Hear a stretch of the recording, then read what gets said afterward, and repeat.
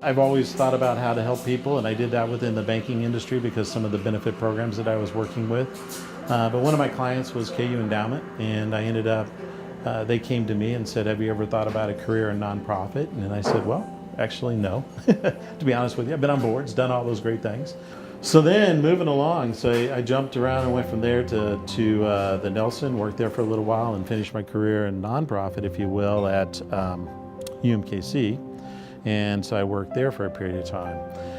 And then the wrestling started, what am I going to do next? How am I going to finish out my career? Am I going to finish out in nonprofit? Am I going to go to banking? What does that look like? And so my wife and I sat down and started thinking about what did we want to do? What was our desire? We started thinking about something different than nonprofit, but something that would still include that. So over the course of the past several years, I've been working with a local coffee owner, Hopti Mesfin, who is the founder of the original Revocup and the founder of Revocup Foundation. And so I went to him and said, hey, have you ever thought about opening another coffee shop? And if so, would you be interested in me joining forces with you? And the good thing is, you never know how someone's going to respond, but he goes, yes, actually, I couldn't think of someone better to do this with. So that was a nice compliment to me. And I said, well, I can't do this without you, because he knew the coffee industry. He knows coffee better than anyone I know.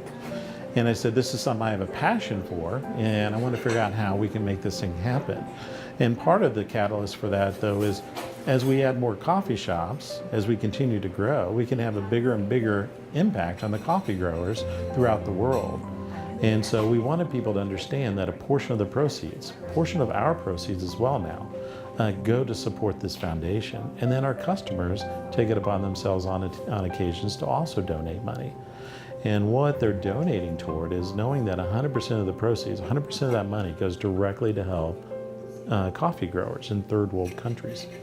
And that is touching on three pillars. It's touching on education, it's touching on healthcare, and it's touching on fair trade.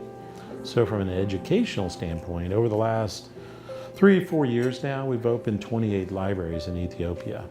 And some of those libraries are just small little shacks, and some of them are quite large, almost as big as this store. Fair trade, almost everything that we buy, we know we buy from co-ops, and we know what farmer we're actually buying it from, and we know how much they're getting. I think as an owner, an operator, your employees take a little bit after you. I'm pretty laid back anyway, so for me, they take that, and they know that if I'm gonna talk to them about what's going on, or if I have a challenging situation that we're gonna have to talk about, they know I'm gonna come at it from a real positive way. But we also look for employees that share our vision and don't just want to be a barista.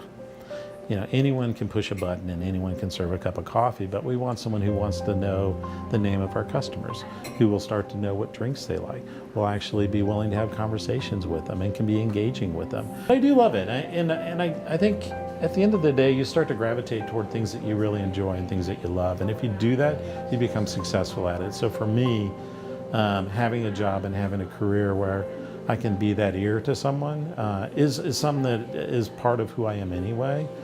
Part of it relates to my faith and where I am with that, and listening to people where they are and some of the struggles that they have and the calmness that I have, and they may come to me and ask me questions about that. And that came about in part, I'm a cancer survivor too. That's another thing that I've, and my girls gave that to me after, my cancer, and said, hey, because that's something I've always said, life is good. And it is what you make out of it. I know that's sort of cliche-ish, but the reality is it is.